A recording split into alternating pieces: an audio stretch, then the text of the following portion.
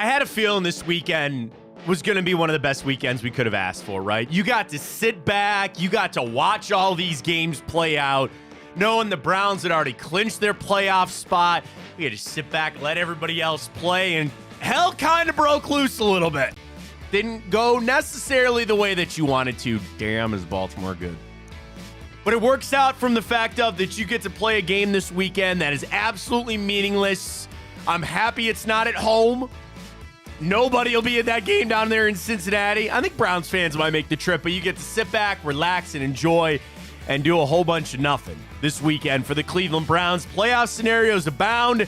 You already know you're facing a team for the second time, no matter who it is, in the first round of the playoffs. I just can't stop saying that enough. The Browns in the first round of the playoffs, baby. We got it. Gonna get ready for it. National championship is set. Cavs are in action. Yeah, we'll talk about those Ohio State Buckeyes too. We got it all for you. First show of 2024. And here we are, right here on Big Play. Welcome to the show, everybody. I am Matt Fontana. He is Ryan Tyler. Good morning. It is Tuesday, not Monday. It feels like a Monday, but it is, in fact, a Tuesday. A 2 for Tuesday we'll get to coming up in a second. Happy 2024 to all. Ryan, Happy New Year to you and yours. Happy New Year's, Matt. We made it here. We're good. First show of the year. It's going to be our best show of the year. You got no choice because it is the only show of the year. Got a lot coming up. We'll get to time up. We'll get to our morning update as well. I'm going to have you put in the morning update. We got to talk NFL officiating again. What a screw up. What a massive screw up from the NFL this weekend. We'll get a lot of Browns this morning too. We know this weekend, it's finally so, like, of all the things that I've ever asked for as a Browns fan, of all the things that I get to see other teams get to enjoy, playing a meaningless last regular season game on the positive side of it is something on that list I had been waiting for, and I'll get that this weekend coming up for the Cleveland Browns. Biggest question surrounding is who are you going to play, who are you not going to play, and I trust me, I could give you the list of guys that you don't need suiting up Sunday. You don't need them suiting up on Sunday, but it gets a little conflicted because, like, Joe Flacco, I feel fine sitting. That's why Jeff Driscoll is now here, by the way. Didn't know he signed. He's might play, might be PJ Walker, who knows. So you're not going to play Flacco. And I'm not worried about that because this guy was sitting on his couch for half the season, came in, played just fine. I'm not worried about the rust with him. Don't need Denzel Ward out there. Don't need David Njoku out there. You're not going to see Amari. I mean, the list is going to be long. Teller, Bitonio. You're going to have to play somebody. There are players that are going to have to play. And I get to Myles Garrett. Because I thought about this question, and not to completely throw off our 2 for Tuesday, because Lord knows we've done 3 for Tuesday in the past too. Would you play Myles Garrett this weekend knowing that he has Defensive Player of the Year potentially on the line? Would you play Myles Garrett this weekend if it meant that he was going to go win Defensive Player of the Year? As this weekend went on, and we'll talk about the Detroit situation, because I really think Dan Campbell just on a silver platter walked it up and said, here you go, coach. Here you go, Kevin Stefanski. Here's Coach of the Year. It's not because they got screwed by the officials. It's more that he kept going for it. Like, dude, kick the extra point, go to overtime. You know what I mean? And I got a bit of a hot take on Dan Campbell. You want it? Yeah, or should we save it? It's up to you. I mean, why are you running that play? You know what I mean? Like, I get that people could be angry and say the officials need to do their job. And yes, okay, it's been a long-standing debate on this show about the NFL officials and the job that they do. But in that scenario, why are you running that complicated of a play? And again, it's from the base, which people will tell me that I'm insane, and I guess I'm like shifting the blame away from the officials, which I wanted to be clear. I'm blaming the officials. They screwed up. They screwed up bad in that game. But there's some blame that you could put on Dan Campbell to say, don't even put yourself in that scenario. Don't even create that by running a regular play. By choosing the decision, and I know Ben Johnson's the offensive coordinator, so maybe it falls on him. But by running that complicated of a play, you open yourself up to mistakes. you open yourself up to exactly what happened. The officials screwed it up, and who said they were playing, or, not playing, but who was eligible and all that other kind of, you open yourself up to that. So if I really wanted to be critical about it, there's some blame that need to go that way anyway. The fact that he didn't kick the extra point even after the penalty, Kevin Stefanski is one coach of the year. But I wonder about Myles Garrett. He is now the betting favorite for Defensive Player of the Year. There's going to be this long, drawn-out outrage about he's not going to be in the sack total and the pass rush win rate. How much does that matter? And I guess I don't sit here feeling like extremely confident that he's going to win Defensive Player. I'm pretty sure he's going to win it. I think he's going to win it. He's not run away with it. But I wonder about a game like this on Sunday, right? Where TJ Watt is going to play. They need a win to get in. And we got all the playoff scenarios. I'm going to run through those in a little bit. Micah Parsons, I don't think he's going to. I think Dallas is clinched, right? They're good. Or no. No, because Philly lost. Now I think now they can win the division. They're tied right now, I believe. But I believe because tiebreaker, Dallas is winning that division right now. Okay. So they both have. So they're fighting for home field, yeah. not the bye. 49ers clinched. 49ers clinched the bye. So I would assume maybe Micah Parsons. I don't know. And then it comes back to the risk versus reward. Because watching this season and being a Browns fan, what's your first gut feeling? Somebody's going to get hurt, right? There's no way watching how this season is played out that you don't have a fear that there's yet another injury to come. And the money move, and I think the move that is going to be made is they're going to sit Myles Garrett. For Kevin Stefanski's job, for this team, yes, you sit him. And Defensive Player of the Year is not quite the same as playoff wins, right? There's an individual thing. But I just kind of crossed my mind about, we're also jumping the gun. He could play that game, get a couple of sacks, and not get hurt. That's that possibility, too. I think the right move is to sit Myles Garrett, though. Yeah? You're not even thinking about it, right? It's not even really a thought for me. Really? Yeah. Not for a second about him in the Defensive Player of the Year conversation. No. I mean, of course, that's something you go and talk to him about as a coach. You got to understand, could be. We hope to think that these next couple seasons, Myles will continue to be in that conversation. If you would not like to lead think the so, race. right? But for something, especially something he's never won before, and no matter what he says, that's an award that every guy wants to win on the defensive side of the ball. It just goes so long for your Hall of Fame campaign. Not that Myles will maybe even need it, but I mean, no, this is a no-brainer, right? You get to the playoffs with this horrible injury bug that you somehow managed to overcome. There's no point in tampering any chance that you already have. You made the playoffs, you're set, rest your guys, and let's go in fully healthy. And I think that's what they're going to do. And we'll hear from Coach Stefanski coming up in a minute about how they're going to approach this process. How are they going to get through on deciding who's going to play or not? Because it's easy for us to sit here and just run through the entire list of anybody that actually plays and go, yeah, you're going to sit out. They can't do that. They can't do that. There will be meaningful starters that are playing on Sunday. And I want to, this is another conversation we had too. That can create drama, right? Where a couple of guys that came to mind of a name. MJ Emerson, Greg Newsome, right? Those guys you would like to sit, but you might not be able to, right?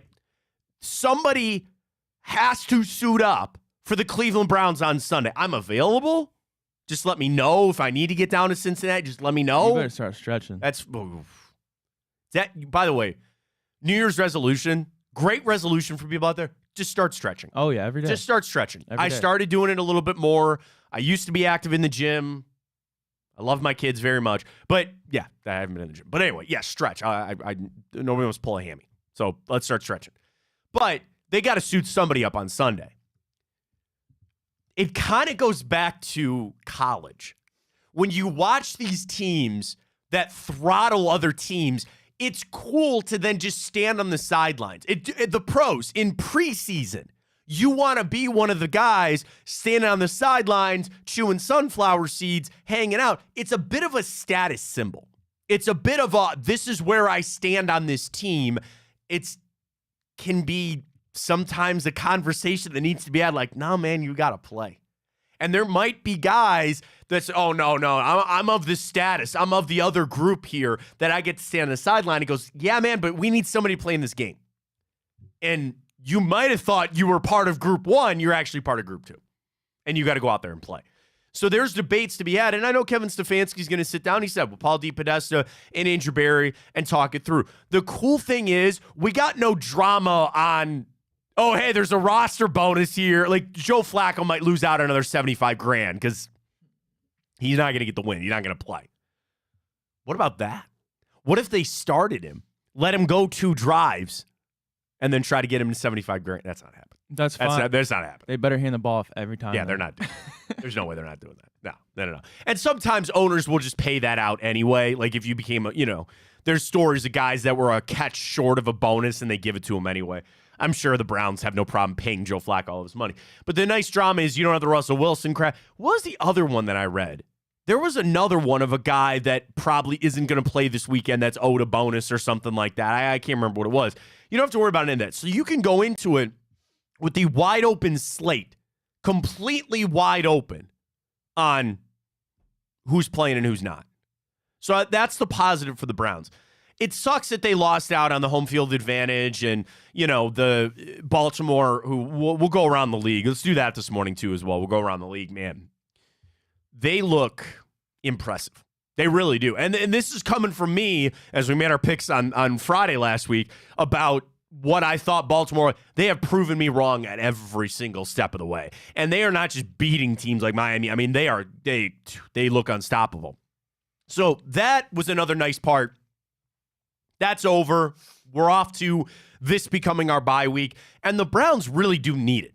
Beyond just not trying to further injuries, Miles dealing with that shoulder. We know Amari Cooper with the heel. I mean, there are a lot of guys that you look at. Joe Batone, I'm assuming his back is still kind of flaring up.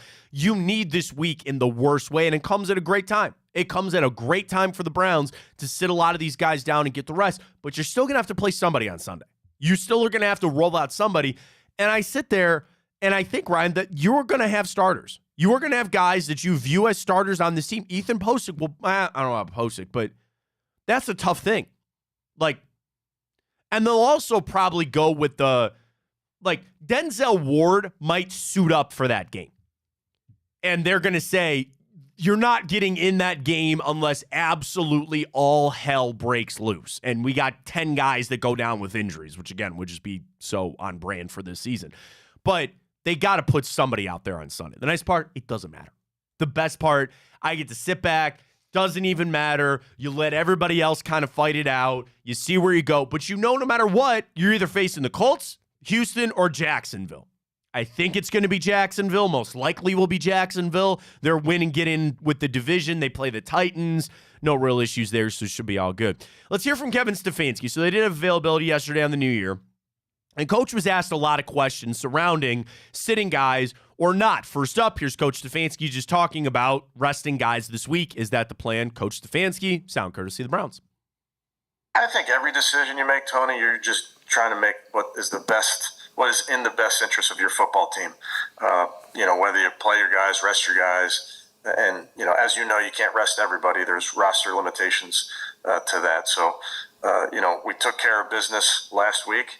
But we have to finish strong. That's our mentality. That's what we're trying to do. Little coach speak there from Kevin. I mean, you got to finish strong. Every game matters. This game does not matter. It doesn't. And that's, they know that in that building. There were a couple of questions to Coach. Like, do you even try to game plan for Cincinnati? And they got to do something. They'll get, is it going to be PJ Walker? Is it going to be Jeff Driscoll? I don't know. They'll get those guys up to speed, and they'll put in a pretty generic type of game plan, and you figure it out from there. But who cares, right? Nobody cares on that. Next up from Coach Stefanski, how do you go through that deciding of who sits and who plays? Here's Coach from yesterday.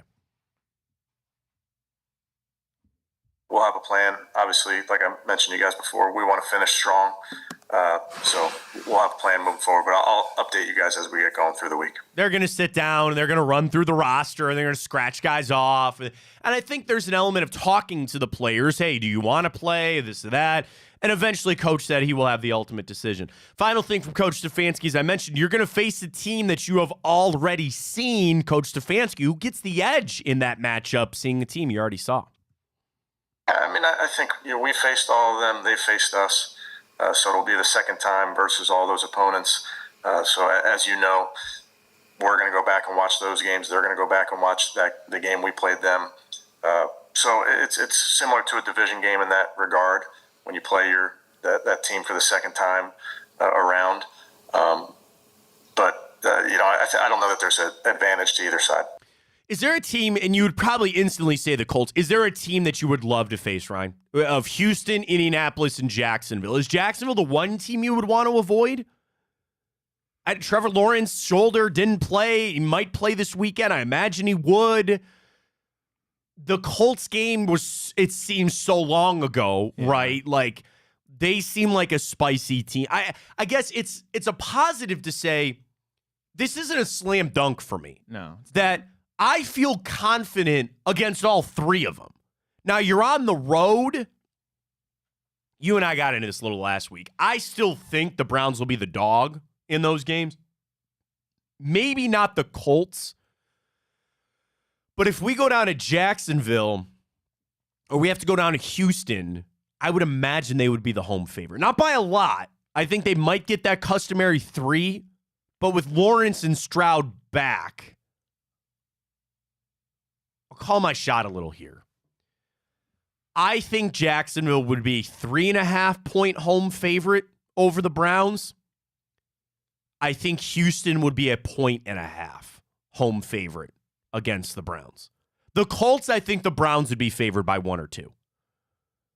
But I think Houston or Jacksonville would be favored. That's fine. That's kind of how it lays out. And I know that we're staring down the barrel of the Jacksonville Jaguars. Like, I truly feel like that's a team you're going to face. But you beat them with with Trevor Lawrence in that game. And I don't think his shoulder's going to miraculously heal in 2 weeks and get back to a level where he's good. I feel confident against any of these teams. I feel really confident against any 3 of the teams that you're going to face for Wild Card Weekend coming up. That's a good feeling, man. I feel real good. Like, it's great. And it's weird because it is 2 weeks away. And this week is going to be a little interesting. Like Coach said, he needs to keep the guys motivated. He's got to keep them we got to finish strong and all that kind of stuff. It's a JV game. This is the JV game. Throw out whoever. And it's so much fun that it's on the other side of it. Because just a couple of years ago, it was us in Cincinnati in the final week of the season, and they were playing all their backups, and they beat us. Now, we had to play a lot of our backups because Baker was starting all that other crap. The flip, though. The flip that we are... Dude, let this sink in for a second. That the Browns are finally a team that is playing the last regular season game of the year. And they get to play their backups because we've clinched. How many years has it been the opposite? How many years has it been that we were in a lame duck game at the end of the regular season, but it was lame duck because of the other team and what they were doing? And I know we've had games where, the Steelers needed to win to get in or win for the number 1 seed or Baltimore this or that, and they came in, they just shellacked us. We get to go down to Cincinnati for a game that means jack squat nothing. Jack squat nothing. I love it. I love it. It's one of my favorite things about this year. You get to finally play a game that you have clinched your playoff spot, and there's no questions about it. Debate to be seen who's going to play and all that. We'll kind of lay it out. I want to get to the NFL playoff scenarios because I think this is super interesting just to see. Okay, I'm not going to lie. This is also me sitting in my high-perched throne looking down on the peasants going, oh, you still have to play for your way in. Oh, you have not clinched your seat yet. Oh, I'll sit up here at my throne, sitting here and drinking my delicious coffee while you peasants have to play things out. Hang on. Tastes so good. First one of the new year, man.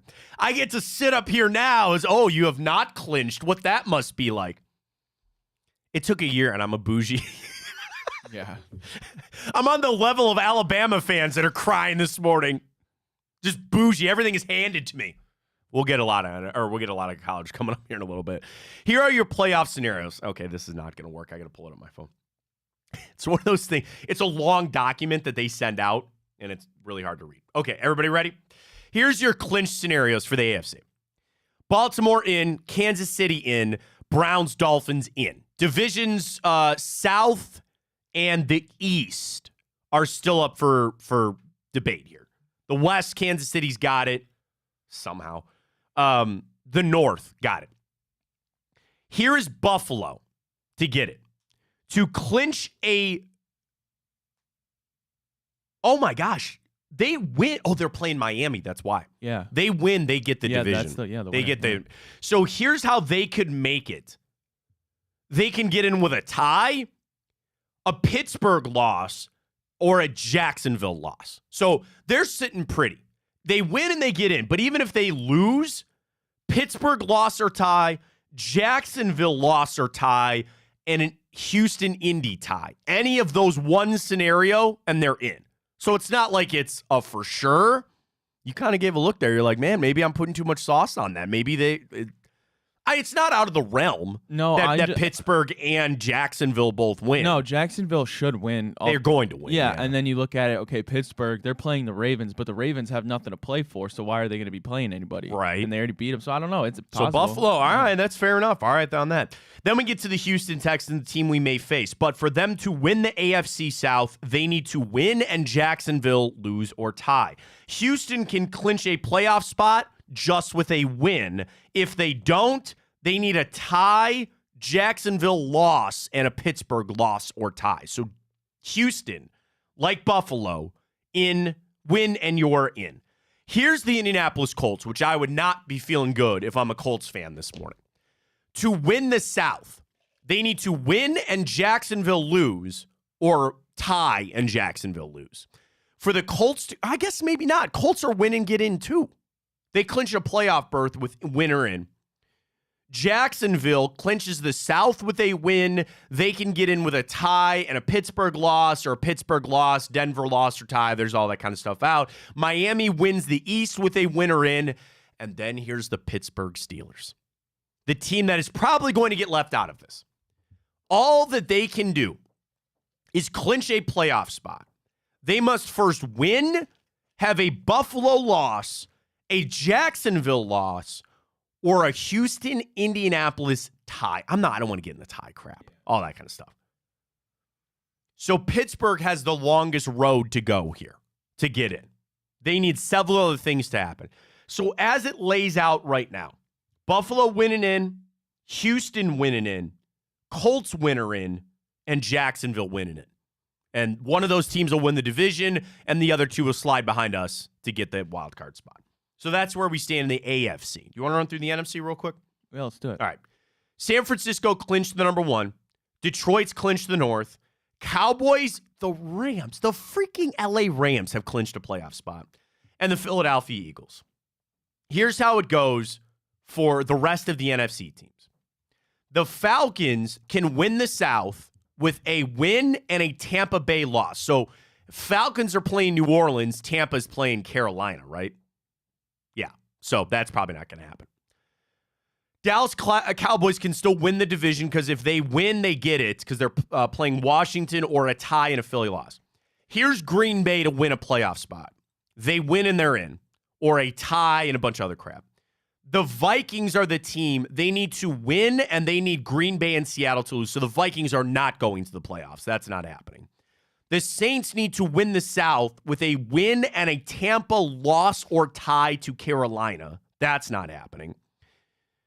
They can clinch a playoff spot. Same thing. They win and they need a bunch of other teams to lose. Philly to win the division. Then Seattle, they need to win and a Green Bay loss. So as we lay it out, whoever wins the South, which it seems like it's going to be Tampa. I don't think they're going to lose to Carolina. So they're going to win. I think Green Bay, I don't know, man, Chicago's can be a little dicey. I think Chicago's going to, Green Bay will win. So Minnesota, I think Minnesota, New Orleans, and Seattle are going to be out. So here's how I see it's going to play out in the NFC. San Francisco won. I think Philly will hold on and win the division. So they'll be 2. Detroit will be 3. Wait, you think Philly will win? Yeah, I think they're going to win the division. But if Dallas wins, doesn't Dallas win it? Oh, that's right. Yeah. I thought, okay, take that back. Dallas will become the 2 seed then. Or I'm sorry, the 3 seed because they'll be behind Detroit. So here's how it goes. San Francisco, Dallas, Detroit, and the Tampa Bay Buccaneers will be your division winners. Your wild cards, the Eagles, the Rams, and the Cowboys. There's your 3. Or Cowboys, Packers. I think that's how it's going to lay out. All right, that's pretty fair. I mean, the nice thing is, again, we get to sit back and do a whole bunch of nothing and relax and not have to worry about it as it all kind of plays out. I want to get back in. We'll talk more about the Myles Garrett Defensive Player of the Year. Coach Stefanski pretty much handed the Coach of the Year. But we'll get to our 2 for Tuesday. And let's do this. Let's post these, and then we'll come back and we'll do it because one of them has to do with the national championship. Call your shot. Washington, Michigan is your national championship a week from yesterday, Monday night. Call your shot. And then number 2, do you go in or do you go out or do you stay in for New Year's? That'll be our second one. 2 for Tuesdays, always 2 questions, 2 answers. Number 1, call your shot in the national championship, Washington, Michigan. And then for New Year's Eve, do you go out or do you stay in? What do you prefer to do? We'll vote on that when we come back. I want to get to Cavs. We'll talk a little Ohio State. We'll take a look at the national championship because I got a little bit of a take. That I think for the playoff committee, the best case scenario was Texas, Alabama. You got the exact opposite of that. So therefore, is this the worst case scenario when it comes to the national championship? We'll talk about that. We'll dive into the games. We had our bet on one of them on Tipico. I felt good about Washington. Damn it. Damn Michigan, man. You should have rolled with Sonny, like I said. No, I'm not doing that. Screw the Wolverines. We'll talk about all of it coming up, college football as well. Folks, our bets on Tipico is how you do it. I still had a good weekend. Still cashed out. And even in the positive, because how I bet it yesterday was, I put more on Washington money line because they were the dog. So I ended up getting it all back. Folks, Tipico is where it's at. We love our boost here on the show. Close on Padone's yesterday. He had a nice little Cavs one rolling. We'll get a Cavs one coming up this week as well. But sign up with Tipico, folks. You're waiting in a little bit. It's fun because we were sitting there. We had a get-together, family get-together for New Year's. And what were we all doing? We were sitting down, and me and my sister-in-law were comparing our bet slips. And I showed her a nice little parlay that I hit last week for the Browns. It's a lot of fun. It's $5-10. Got a problem? 1-800-GAMBLER. Folks, if you have a gambling problem, New Year's resolution is there. You need to take control of that. 1-800-GAMBLER. Please make the call if you need to and help yourself out this year in 2024. But you want to dive into sports betting. You've heard us tell you about Tipico. You've thought about signing up. Now's a great time to do it. You download, use that code, BIGPLAY100, $25. You bet it, and you get $100 in bonus bets. You can bet on whatever you want. No, I'm not going to go to my early morning tennis bets that I usually do sometimes here on the show. But place your bet on whatever you want. Deposit and bet $25 with that $100 or with Big Play 100. Get $100 in bonus bets. It's that simple with our friends at Tipico. I love betting them. Ryan loves betting with them. We all love betting with them here on Big Play. The boosts are great. The interface is awesome. Check them out with our friends at Tipico. Let's catch a break. We'll get into the national championship. We'll vote on our 2 for Tuesday as well. Locked and loaded. First show of the year right here on Big Play. It's Fontana. Stay with us.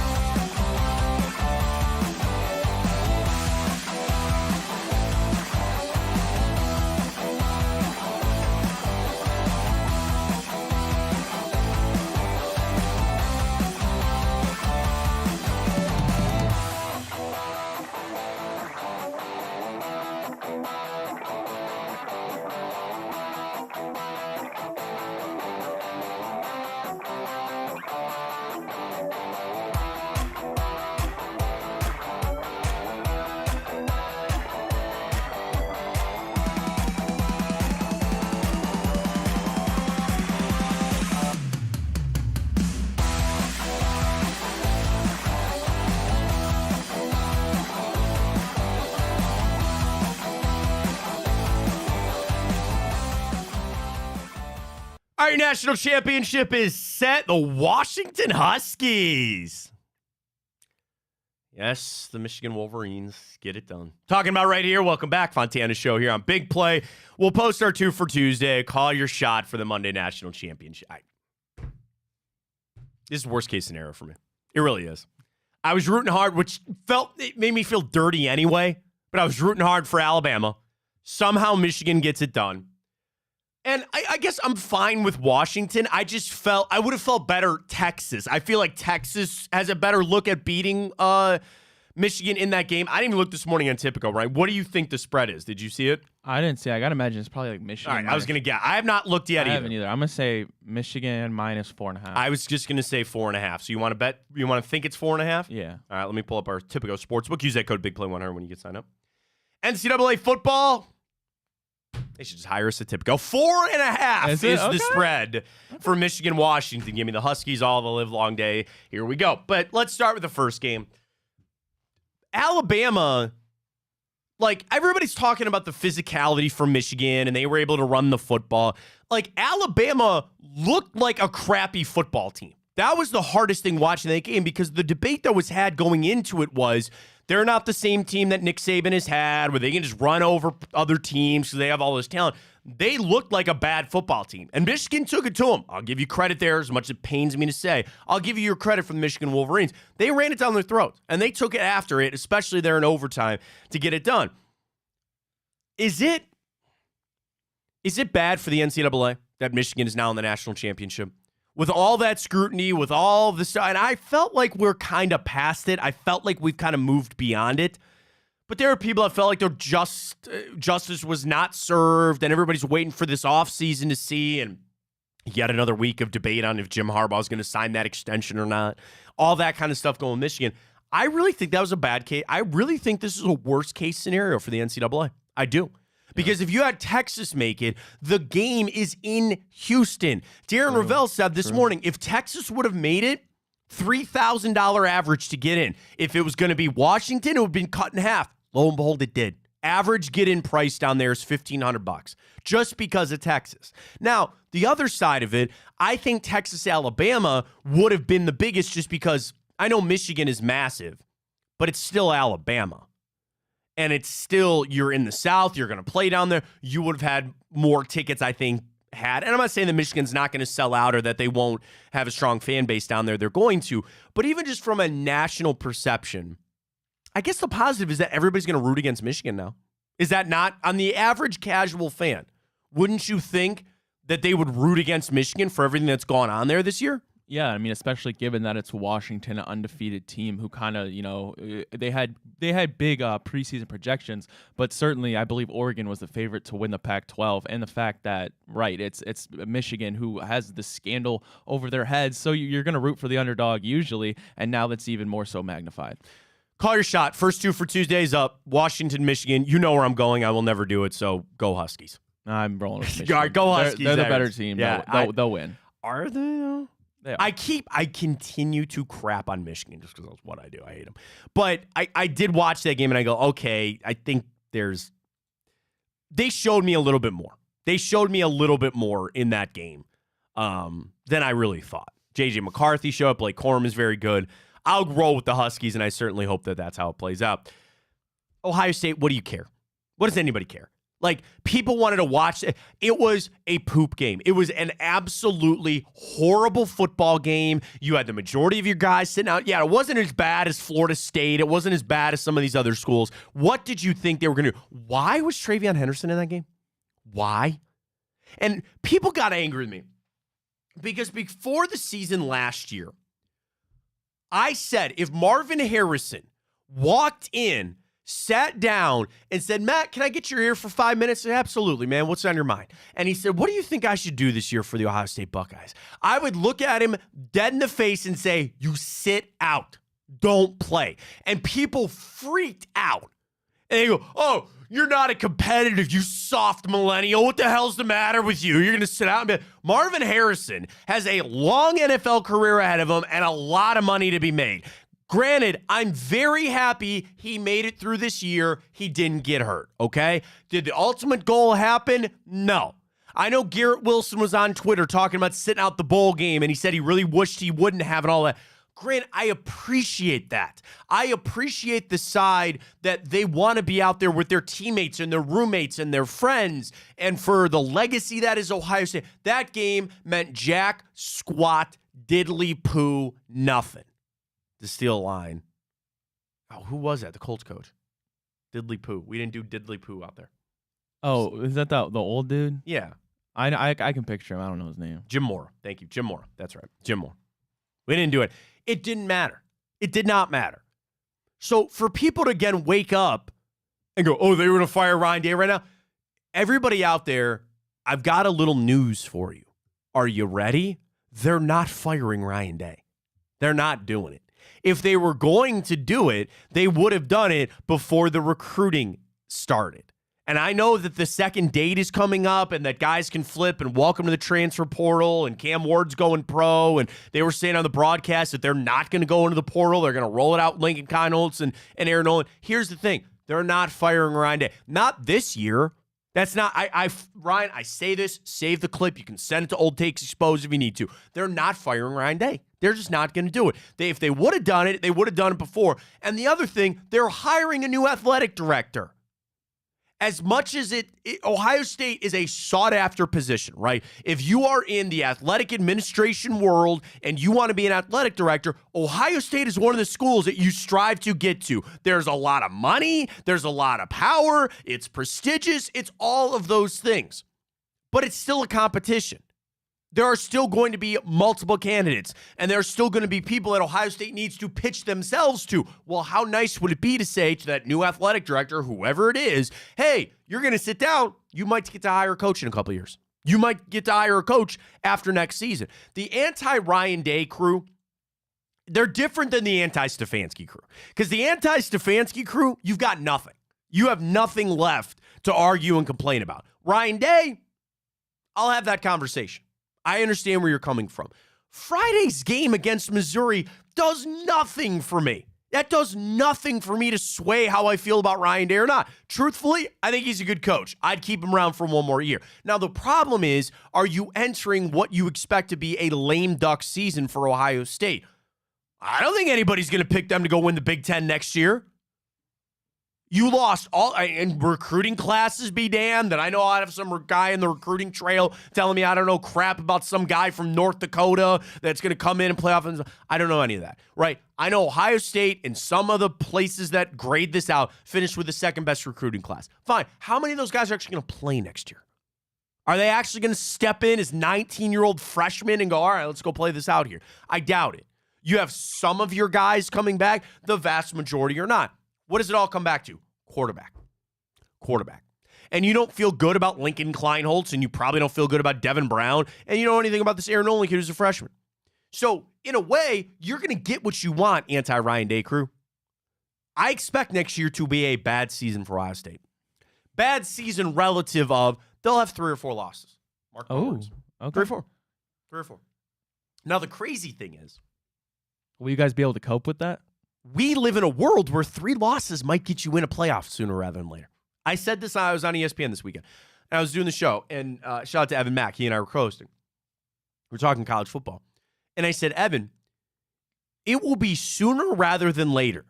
And I feel pretty good putting a rubber stamp on this, that within the next 3 years, you will have a 3-loss team in the college football playoff. It's going to happen. Now, it depends on who those 3 losses are too and all this other kind of stuff. We know the team's coming in from the Pac-12, which, by the way, did you see no matter what, Michigan will have, if it was either Texas or Washington, that they were going to have a rematch next year because they played Texas out of conference, and now Washington's coming to the Big Ten. So you'll have that rematch next year. Big Ten's sitting there going, man, look at us. Is that a gut punch to the Pac-12 if their team wins a national championship in the last year of the conference? Oh, yeah. What a gut punch that is for them. But anyway, for Ohio State next year, you're I'm not going to be saying this next year because I think there's a real world that Ryan Day's last year in Columbus is next year. Oh, why not just make the move now? Because they're not going to. They're not going to. Save that for about an hour from now when it comes out that they fired Ryan Day. It wouldn't shock. I mean, at the end of the day, I guess it wouldn't shock. I don't see it. I truthfully do not see it that Ohio State's going to move on from Ryan Day right now. That game on Friday meant nothing. It meant absolutely nothing. And you hear people on the TV and the analysts trying to say, well, it gives you a lot of great momentum going into the offseason. Nothing was going to turn the tide of how you feel about Ohio State. You're going to look at that team and say, well, Marvin Harrison's gone. Trevion Henderson's going to be gone. You're losing Cade Stover. I was surprised Denzel Burke played in that game too. I think he's going to be – I know he has reportedly said he hasn't made his decision yet. I think he's out of there. So you look at it of all the guys that you lost – you don't necessarily have the replacements at hand to bring them in. Your conference is going to get an nth team more more difficult and harder next year.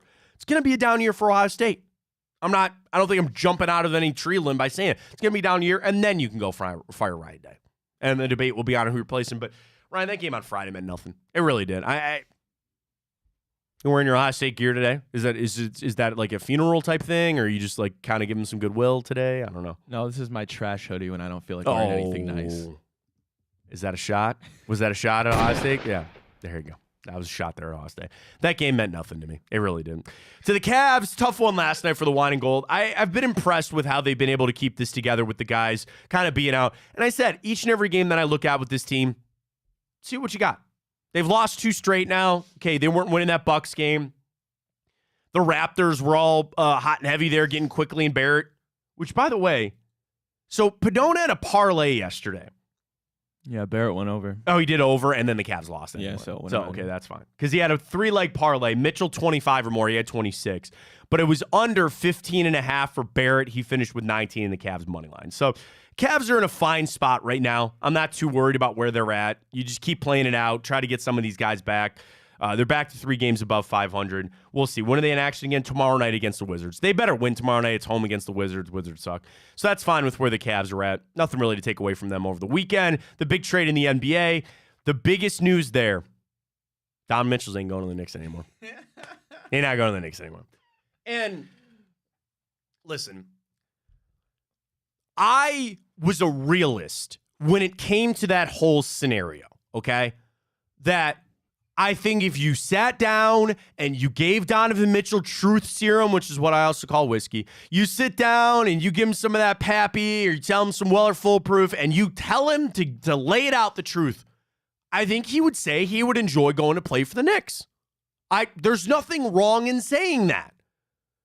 Watching what the Knicks traded away and then all but confirmed, right? It was like yesterday or the day before it all came out, and the Knicks are basically like, yeah, we can't go after him anymore. There's no more trade assets left for the Knicks. So they put all their eggs in the basket of R.J. Barrett. And I think that's, or not R.J. Barrett, OG Anunoby, who they traded for. He's a nice 3-and-D guy. They're going to have to sign him in free agency coming up. Can we have a weird conversation for a second? Can I get a little negative for just a second? Is that not the Knicks saying that Donovan Mitchell is not that good? Think about it. Think about the statement that I just said. If you had any remote possibility of trading for a superstar in the NBA, don't you keep that door open? Now, I'm not blind to he's not LeBron, he's not Giannis, he's not Luka, he's not to that level. But I was a belief that he was of that second tier kind of guy. Closer to tier 1 than tier 3. But it kind of hit me when I said the Knicks made the decision that Donovan Mitchell's not really all worth that. It got me conflicted. Now, if he stays here and this is the final outcome, great. Fantastic. And I like Donovan Mitchell, and there is no part of me at all that regrets the trade that the Cavs made. That was a good trade. It worked out for the Jazz. I think it's working out better for the Cavs. It all works out. But I was just like, and maybe it was because I was so brainwashed on he was going to go there and the Knicks were going to do everything that they could. But in essence, the Knicks said, we don't really need Donovan Mitchell. We're all right. We're good. And that kind of shocked me for a little bit. Just be like, Now, again, the fallout is he stays in Cleveland for now. That's fine. And I'm not saying that there's not some other team that'll show up. And the Cavs, I mean, frankly, too, they have salary cap problems. Like, for them to sign Donovan Mitchell to a contract extension, they got to work some numbers there. Knowing that Evan Mobley's got to get one, that Darius Garland's already got one, and Jared Allen's all paid up. I know there's a world that Jared Allen will be moved on, and that's $25 million off the books, and you can kind of finagle the money, and that's all Kobe Altman's job to do. But with that trade, the Knicks signaled, yeah, we don't think Donovan Mitchell's that good. Am I wrong? Am I just on that statement alone, right? And that's fine if I'm wrong. Tell me I'm reading this the wrong way. But did the Knicks not signal, yeah, we don't really need Donovan Mitchell? I guess I never really thought about it from that angle. I guess, I mean, it's logically got to be something, right? Either that or the fact that they just didn't buy their chance of getting Donovan like it's been blown up in the media. I'll give you another logical one. I think you're right. Number one, you could say that's a fight we don't even want to enter, right? That's going to be a long, drawn-out thing that we don't want to have. The other part of it could be we're going right now, right? Donovan Mitchell's not getting there for at least till the offseason, right? And they feel like we need to make a move right now. But also, that move was kind of a signal that Jalen Brunson is going to be our guy. And we're going to build around him. I mean, this isn't a shot at OG Anunoby, but, like, who wasn't even the best guy in the Raptors? Not Pascal Siakam, who's also going to be out of there, too. But, like, think just on this statement, which is a statement of fact. The New York Knicks gave up Donovan Mitchell. Okay, I'm putting too much on that. The Knicks gave up a chance to get Donovan Mitchell for OG Anunoby. I just did not think that was going to happen. And I guess if, the Knicks, like right now, I guess I'm leaning towards they just needed something for the right now, right? They wanted to make this move for the now. They feel like they can make some hay, and let's get him in here now, and we're going. But it just kind of got me a little weird on it. Because everything that happens is one of the things that we'll do always here on the show. When stuff happens, I tie it back to Cleveland. Anything that happens on the big national stage, on any other trade that happens, there is always usually a trickle-down effect to the Browns, Guardians, or the Cavs. The trickle-down here is a giant one. That who seemed to be the number one suitor for Donovan Mitchell's services beyond Cleveland has now said, we're good. You can celebrate and thank the high heavens. Good, he's out. He's not going there. He's going to stay here. Me, I'd take it to the next level and go, okay, but why? Okay, but why? And maybe the answer is simple as they're making a push now, and OG Anunoby is exactly what they needed. But it stinks too much for me. It's a little too smelly for me. I don't know. And I'm living in this vacuum of a world that they were, no questions asked, going to get him and have a trade package that worked for the Cavs. Because the other thing, it probably sent the Cavs, I don't want to say into a tailspin, but it probably changed a little bit for the Cavs, right? Where their future was a lot unwritten. You don't ever want your future to be written by somebody else. You want to have control in your own right. You want to be able to make the moves and have the picks and all that. The Cavs don't have it. But I would imagine that Kobe Altman was preparing for a world that, they'd move. Now that's gone. At least in this sense that it's not the Knicks. There could be another team that shows up. There could be somebody else with a great trade package. But now, more than ever, you sit here thinking, okay, Donovan Mitchell is going to stick with the Cavs for a while. That's fine. I'm not coming off saying this is a bad thing. This is a great thing. He's a really good player. It's going to continue that futures of like, oh, is it better off with Evan Mobley being our star player, or Donovan Mitchell, or his ball control, or what the offense looks like? He's a good player. I want him on my basketball team. That's simple as that. But I just go, why do the Knicks not want him? You need that Windhorst meme. Why would they do that? That is exactly it. Yeah. That's exactly it. Why would they do that? I haven't seen that on Twitter yet, surprisingly. I think you got to save it for the right stuff. Yeah. That is one of the walk-off shots of all walk-off shots. Why would they do that?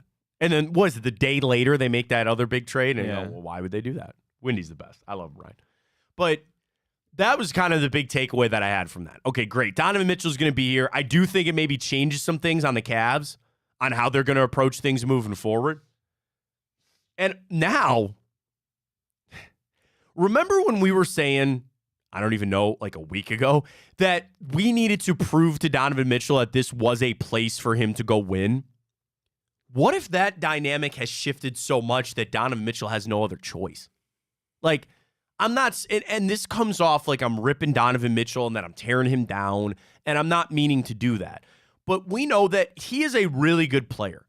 Is he elite? I don't know, right?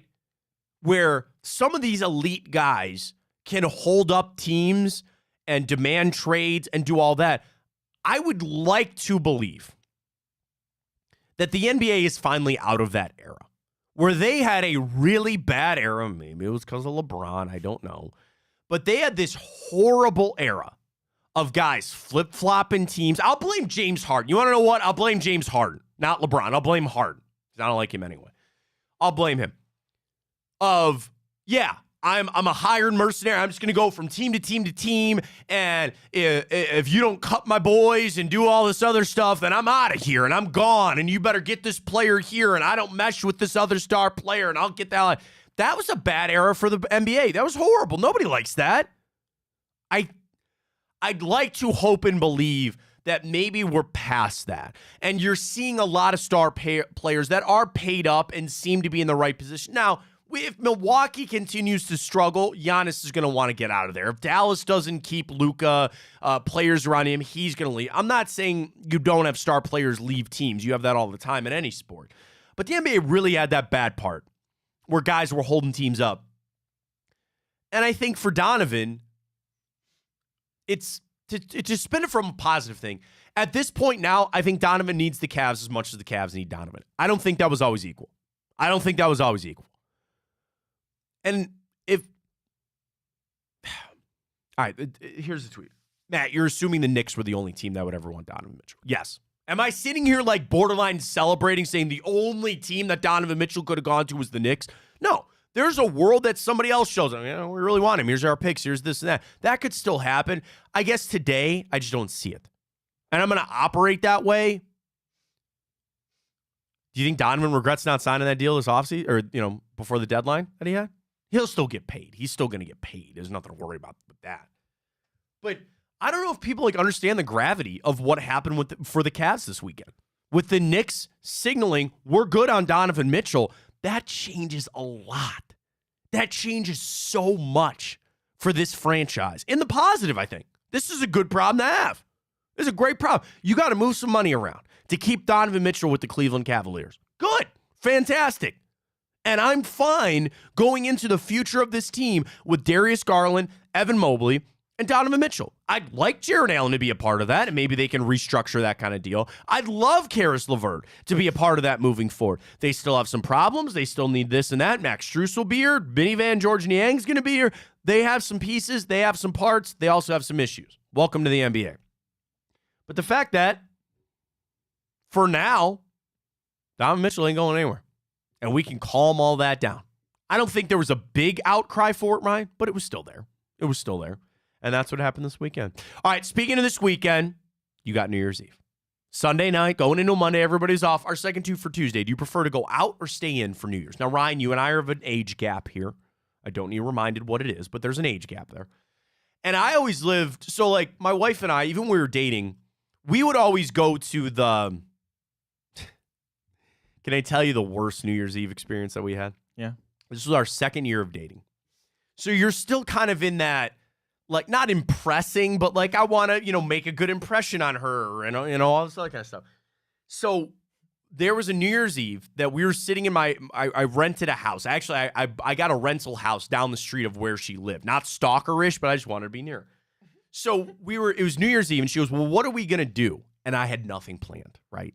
And a lot of bars and restaurants, you need to get tickets, right? And I didn't do any of that because I had planned to take her downtown to go. They had some event where like Drew Carey and MGK were there they called it something. Oh my God, what was it called? Not like Winterfest, but it was something like that. Sure. And all you had to do was get down there. But this was a year that it was snowy. It was cold as hell. It was so cold, snowy and all this other kind of stuff. And she got dressed like we were just like going out to like a restaurant or something. So I'll never forget this. What were you wearing? I was ready to go downtown. I had like thermal on. I was like, all right, so we end up ditching all of those plans.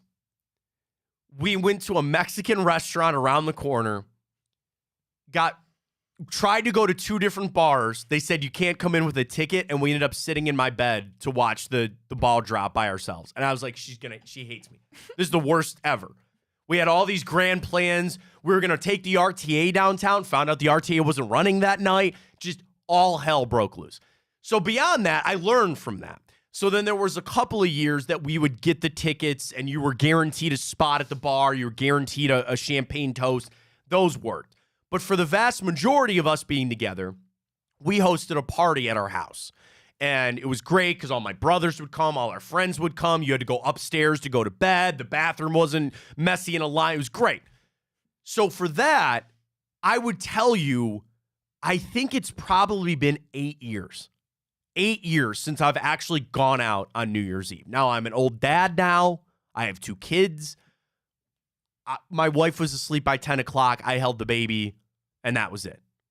So I say all that said, I'm swayed on my voting, where I remember a life of going out and doing all that kind of stuff, but I'm very clearly going to vote staying in. And even to a point that if I could have the party again at my house, I would much rather do that.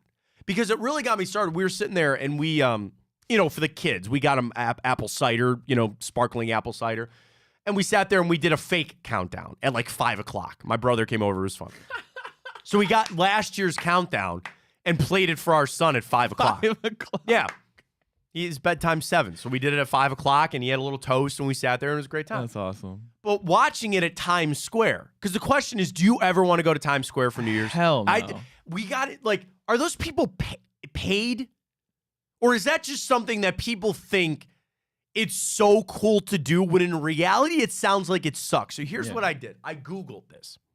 The experience of going to New York Times Square for the ball drop. They say, number 1, there's no vendors. People think like you can go buy alcohol and stuff. Not really. Number 2, you are usually standing there for 6 hours. Yeah, they wear diapers. The other thing is there's no porta potties. They wear Exactly. diapers, yeah. There's no place to go to the bathroom. That's foul. Because all of these stores that are in Times Square, they probably hate that. And what is always the sign? Bathrooms for customers only. So what do people go in? They go in and buy a pack of gum and they go, oh, yeah, I'm a customer. Let me go to the bath. That's the final thing I was going to bring up, that there are no porta potties out there. That sounds horrible. Absolutely horrible. Now, there's a lot of great businesses in Cleveland and a lot of great restaurants. And you know what? $60 for some prime rib and, your champagne toast or whatever. That's great. But the going out on New Year's Eve and, be safe. Hopefully everybody was safe and, the fine men and women in blue keeping us safe out there and all that, the driving, the Ubers, all that kind of stuff. I can't do it, man. I stayed in. So my vote is very clearly staying in. Ryan, you're of a younger group here a little bit. Cast your vote. Would you rather go in or stay out for New Year's? I voted go out. However, I'll say this. What would you rather do? I'm definitely I'm at the point where I'm on the teeter of it. I think next year my vote might sway to staying in. I mean, have somebody do a house party. Have somebody host a party. You want to do something. It's fun, but it's kind of just another unnecessary excuse to get messed up, which is it's fun. Everybody loves that once in a while. I can't tell you how great it is to walk up a set of stairs and there's your bed. Yeah. To turn a corner and there's a bathroom that is available. There's nothing quite like that. There's something to be said about that. Getting out, going outside and trying to come back in real quick, or trying to get out in the bar. Where's your wristband? Wait, where's your chair? No. And trust me, I miss going out. I miss that. We'll get back to that one day in our family because we just got young kids. But staying in is where it's at. Dude, we are 92.8 people say staying in. 92.8. Yeah. Is New Year's Eve overrated? Has it become the most overrated holiday? I think there's a case to be said, yes. Yeah, it's definitely overrated. I think it's overrated as hell. I really do. And the weird thing that also kind of clicked for me doing 5 o'clock on Sunday for our kids, It was already the New Year in Australia. We watched Sydney's celebration. And then I have friends that live in LA and they're 3 hours behind. Like, it's arbitrary when you think of time and the Gregorian calendar, which we all live by. It's an arbitrary thing. So it's something, I guess all holidays are arbitrary to a point. You just pick this day or you have this thing to celebrate. I think New Year's Eve is the most overrated holiday. Like, not even a question. There's not much redeemable about it. Then, you want, okay, this is not directed at any one person at all. Because you know the other thing you got to get inundated with? The social media post. It's a new year. It's a new me. Yeah, here's my New Year's resolution, or some sappy post about last year. And trust me, if you had a great year, I'm happy you did. You had a bad year or a tough year, you're happy to see it. Nothing really kind of changed. You know, it was yesterday was Monday. Day before that was Sunday. I didn't see anything, but did Dan Orlovsky? You know Dan Orlovsky did. I have said this 1,000 times. Dan Orlovsky has turned into this rise and grind guy, and I appreciate his analyst work. I think he does a great job, but he posts all these sappy rise and grind, gotta work. I'm sure he did. Let me see.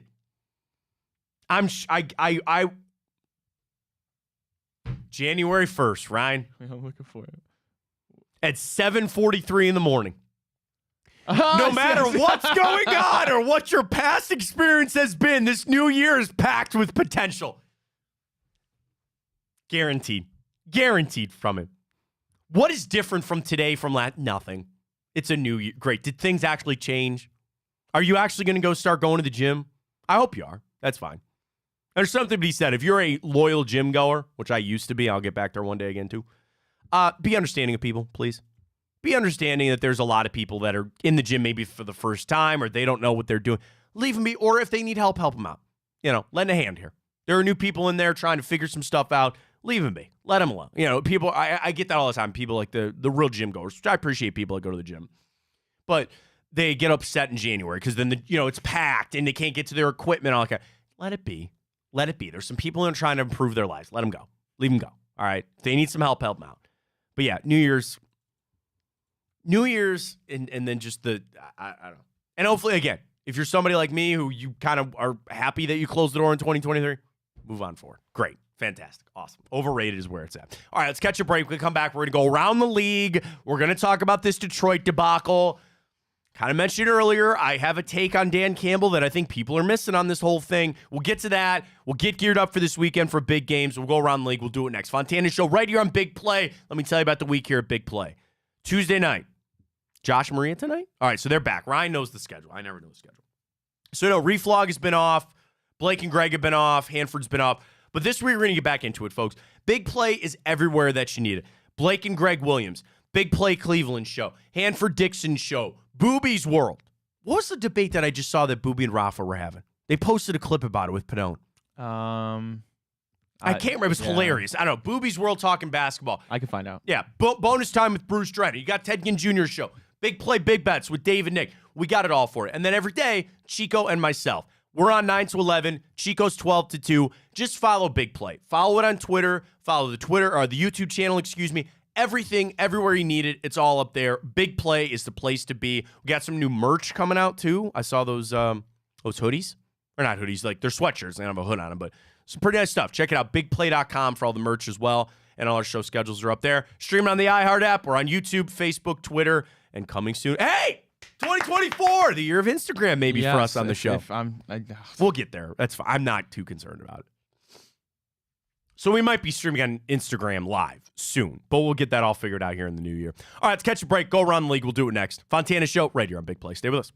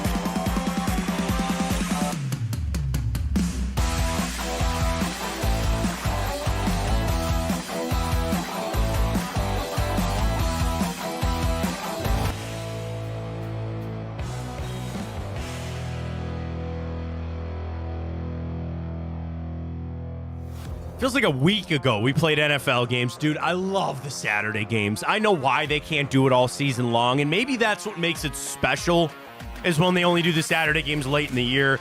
But God, did we have a lot of good football. Got to just sit back, enjoy. Didn't have to worry about it. It was glorious. All that being said, we got to go around the league. We'll take you on back all the way to Saturday. Oh boy, all the way away. All the way back Saturday. Time to go around the league. Ryan's got the games. I guess they got the takes. You win, right? Well, Matt, hot take. Browns are fine nonetheless. You know, we'll go on the road against AFC South. No That's worries fine. here. But the Ravens absolutely shellacked the Dolphins. Lamar Jackson ran away with the MVP this year. Yes. And now the Ravens clinched that #1 seed, and they'll get a bye. I mean, the thing is, did that game tell you more about the Ravens or did it tell you more about the Dolphins? Because the Ravens come in on a stretch of beating the Jags, 49ers, and Dolphins, beating all of them by multiple scores, and a game that, the starters were getting pulled, and I did not see that coming. So, which also, by the way, isn't it crazy that the last loss that Baltimore had was against us? Yeah. Seemed like a lifetime ago. It's not so much for that game that I look at Baltimore and I'm like, wow, they're really good. I knew that. It's the Dolphins that all of a sudden I go, maybe you're not who you thought you were. Now, they also lost Bradley Chubb in that game. He tore his ACL. He's out for the year. So their two best pass rushers in Jalen Phillips and Bradley Chubb are out. And I know Jalen Waddle didn't play in that game. I know Raheem Mostert didn't play in the game, but has Tyreek Hill been figured out finally? He's battling the ankle injury, so I don't think he quite looks the same. Drop that touchdown. Yeah, I'd be a little more concerned about Miami. So my biggest takeaway from that game is not that Baltimore is some incredible juggernaut, because, I guess they really are. It pains me to say that, but it's true. But it's more that Miami looked like crap. They really didn't. That game was at Miami. They did, what are we doing, right? Or was that Edmonton? It was at in Edmonton. It was in Baltimore. Okay, sorry. It was in Baltimore. But, yeah, man, I have more questions about Miami coming out of the game than I do. Here's the thing.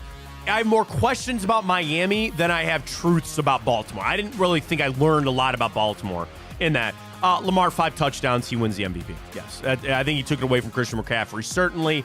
And if I'm the Dolphins, I got some questions. I do.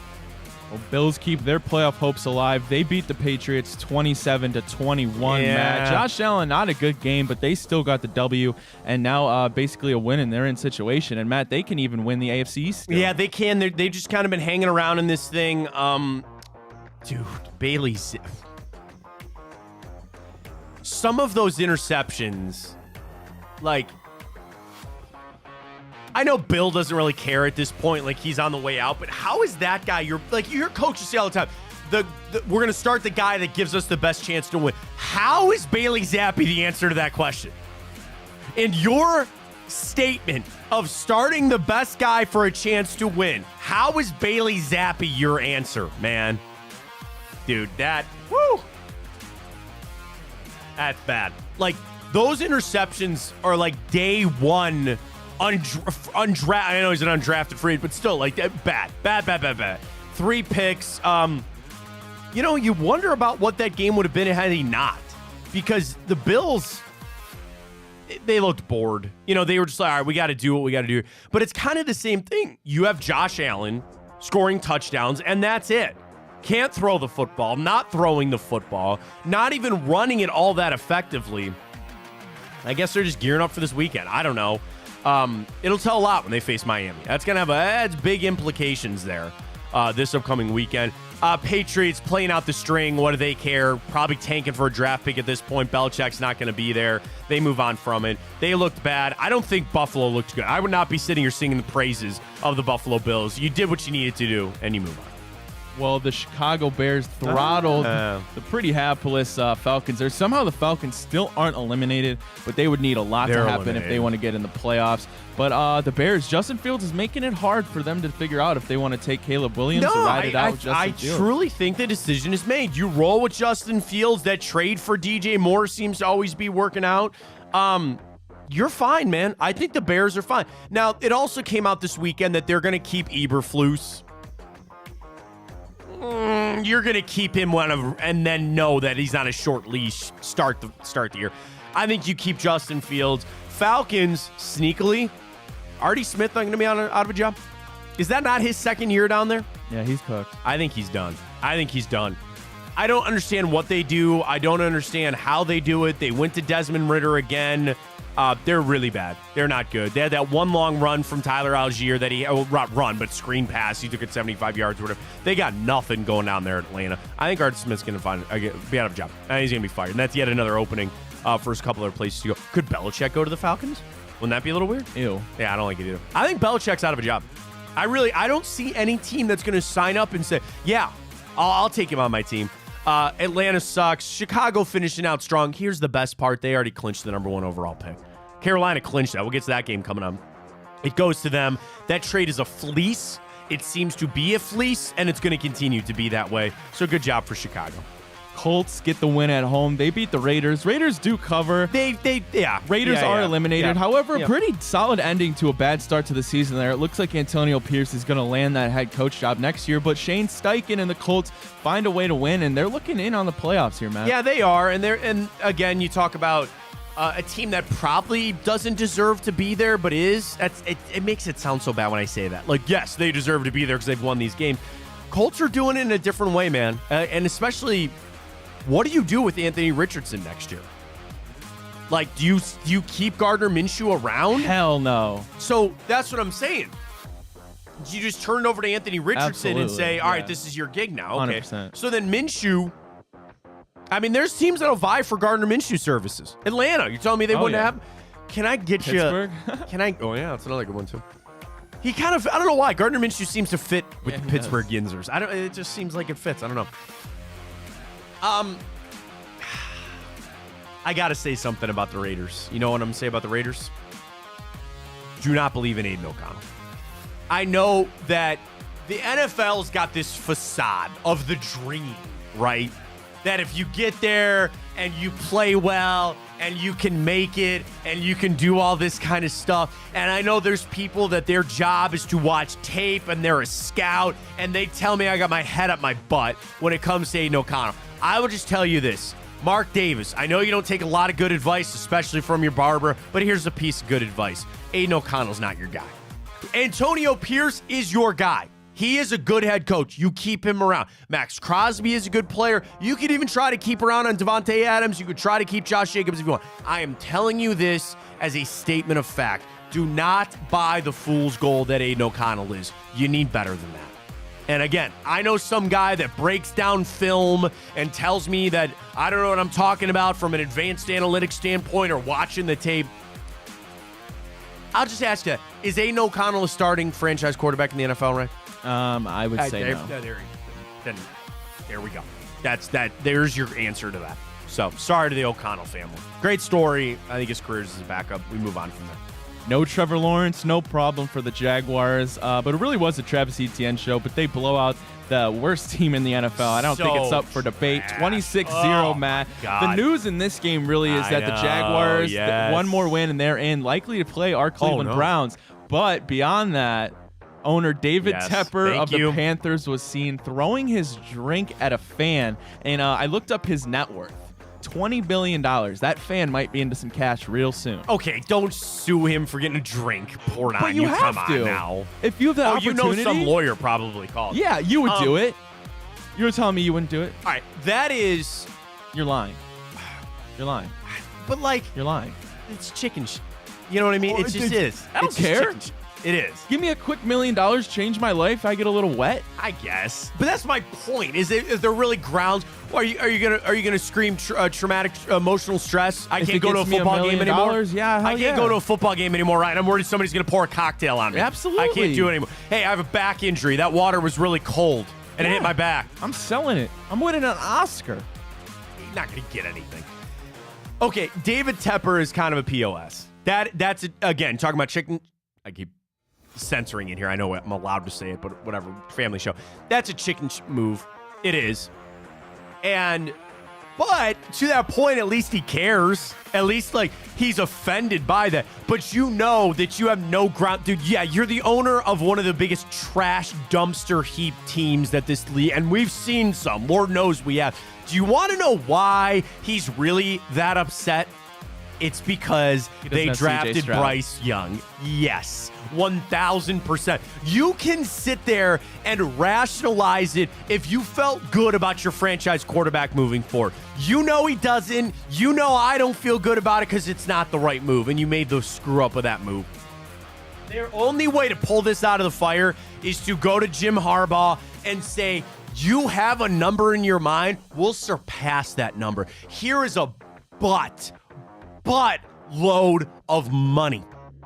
I'm trying to think of a big butt. Here's a Nicki Minaj, Cardi B level buttload of money. And I'm sure their butts are insured for something too. Here is an insane amount of money to come coach my dumpster fire of a team. And Harbaugh's going to take it, probably. We'll see how that plays out. That's their only saving grace. I mean, listen, people are going to scream. It's a bad look.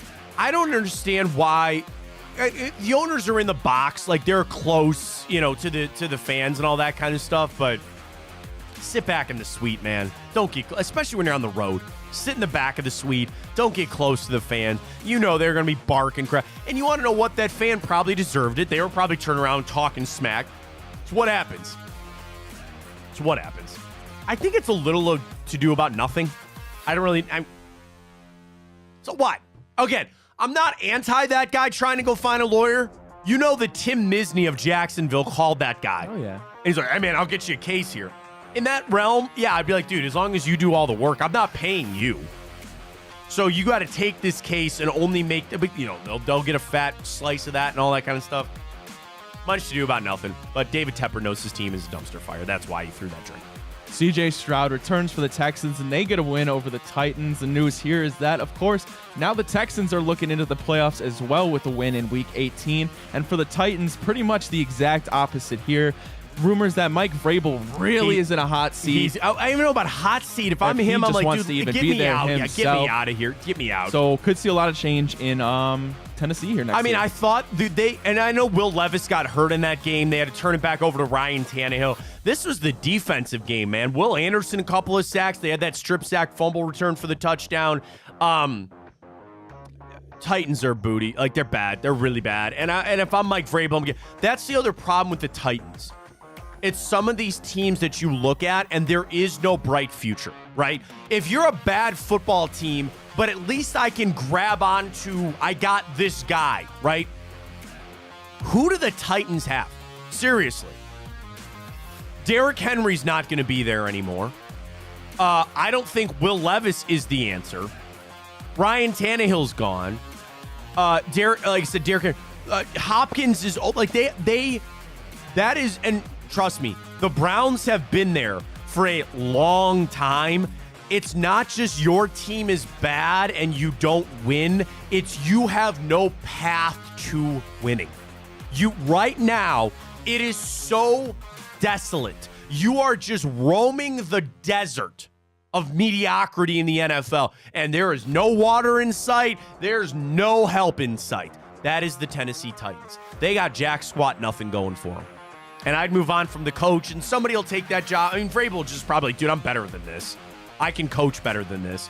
Somebody will take it because it's one of 32. It's a real bad situation down there in Tennessee. It is. The Rams get another win, Matt, and they somehow sneak their way into the playoffs. Credit to Sean McVay and Matt Stafford. Yes. And, of course, out of nowhere, Puka Nacua likely to, if not all but, win the Rookie of the Year offensively. CJ Stroud or Puka? Oh, that's true. I didn't think about CJ Stroud, but I would really give it to AFC, Puka. NFC. I'd listen to Coe.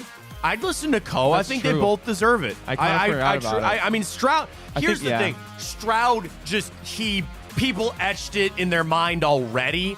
But what Puka Nacua has done has been incredible. Absolutely incredible. For that offense, for what they do, it's like he's the next Cooper Kupp, it seems to be. Spicy the game there for the Giants. They tried everything they could with Tyrod. Same thing. You assume Saquon's leaving. You don't feel good about Danny. I mean, we're at this point in the season now. You're taking stock of the offseason. I ain't buying New York Giants stock. They're not going to fire Brian Dable. They're not going to because he doesn't deserve it, in my opinion. But you're in a really bad spot. You are in a really bad spot. For the Rams, I mean, again, you would like to believe that they could have covered better in that game. They didn't. But Puka is a beast. Stafford seems to find. I don't know if I'd want to play the Rams in the wild card game. I don't know if I'd want to face them. As it stands right now, can I get you the playoff bracket right now? Yeah, I'd imagine they'd be in Dallas. If it ended today, they would be playing the Detroit Lions. Oh, Detroit's ahead of Dallas, aren't they? No, Dallas is 2 right now. Dallas would play the Packers. Oh. So, like, San Francisco gets the bye. Your 2-7 is Dallas Packers. Rams are the 6. They would face the 3-seeded Detroit Lions. Oh, right, yeah. And the Rams don't really have a chance to get up to 5 because I got to tell you, man, if they were the 5 seed and they were facing the Buccaneers, the Rams would be favored in that game. They would be, but there's no chance for that. They would play at Detroit. The Lions would be a 4.5-point favorite probably in that game, but the Rams are a little spicy. I don't know if I'd want to play them. Great story. Sean McVay's very good. Stafford's going to stay there, but they scream of a team that would like keep doing this veteran thing. You know what I mean? Like go get a discarded veteran or something. But they're going to roll with Stafford again next year. Great story. Great job by Sean McVay. Rams are in the playoffs yet again. Well, if you saw me, Matt, when you were talking about typical earlier off camera, if you saw me. Yeah, I saw you kind of give a little look there. What went bad for you? It's okay. It's an open space. You could tell me. What went bad for you? I put together a really greasy, nasty parlay that was about to win me $300. Well, I had a greasy parlay that actually the Rams cost me. Talking about the Rams, I had them -5.5, and all he did was win. So I lost my greasy parlay too. What was yours? All I needed to do was the Eagles to win. And they decided to be the worst 4-loss team in the NFL. They are broken. Credit, are they I guess, not I broken? suppose, credit to Jonathan Gannon for going into his old stadium, I guess, giving the Eagles the business. But the Eagles, they are broken. Yes, they are. They are broke, man. It's a mentality thing. It is a mental thing right now with the Philadelphia Eagles. But it continues to be what? The defense. That is it. It's the defense. You talk about Gannon. He's sitting there smiling, going, "You wish I kept her." You know, you never keep a coordinator. They're always going to go take that head coaching job. And I know it's Kyler Murray, but bro, you let James Conner, who I never thought was all that good, rush for $128 on 5 yards a carry. You let Greg Dortch. It wasn't even dude. Their 2 leading receivers were their tight ends. What was that? The hangover finally hit him. If you indulge, we have all had the delayed hangover. And whether it's at a bachelor or bachelorette party, whether it's New Year's Eve, and what is the delayed hangover? Let me explain it to you, somebody that may or may not have had some of these in the past. You enjoy your evening. You wake up in the morning and you are shocked about how good you feel. Do you want to know what that is, Ryan? Yeah, you're still drunk. You're still drunk.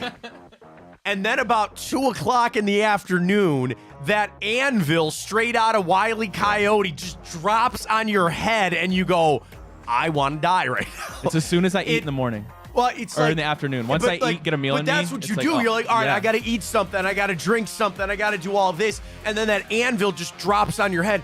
The Eagles have hit their delayed hangover. Is that 4 straight losses for them now? Oh no, they mixed in a win. They mixed in a win against a crappy win against the Giants. Yeah. That's what it is. That's where we're right. They've won 4 out of their last 5. They have hit the delayed hangover. They need a body armor. Was what they need over there. They'll limp their way into the playoffs. I tell myself this as we get into the betting more and more. What I think one of my biggest betting takeaways all year, Ryan, has been this: do not discredit the current. And what I mean by this is, I could sit there and be like, oh my God, the Eagles.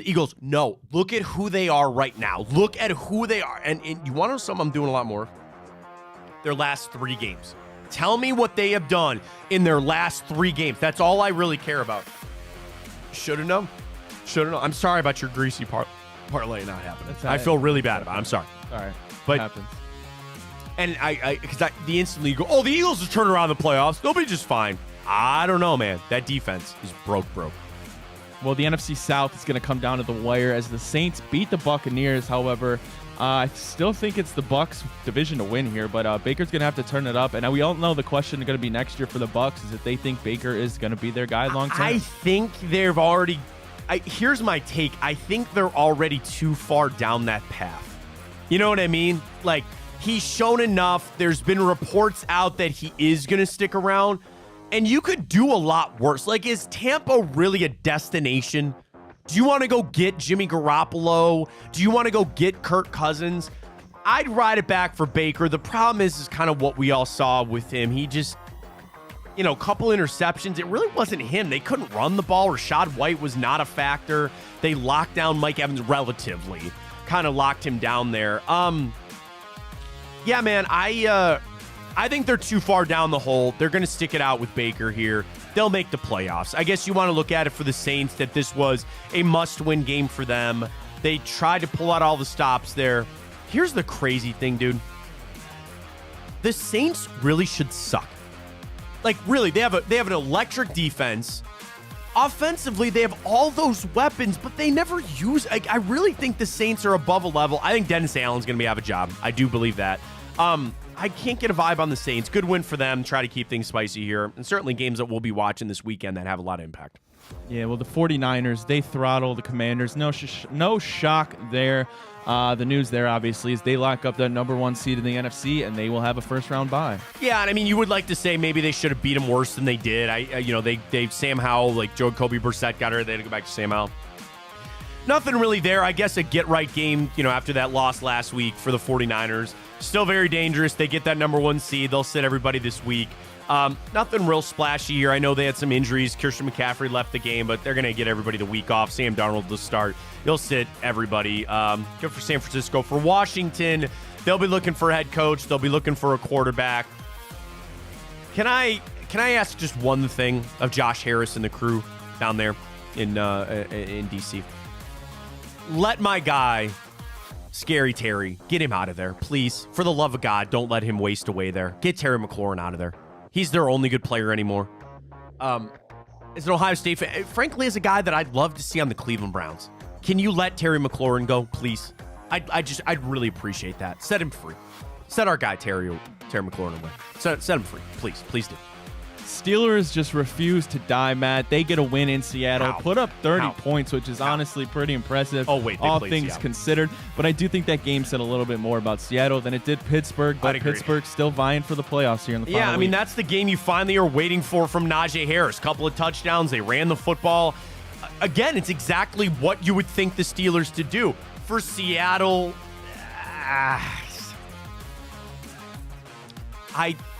they got to get rid of Pete Carroll, man. I just think there's like a stink on it right now. Do you trust Geno Smith?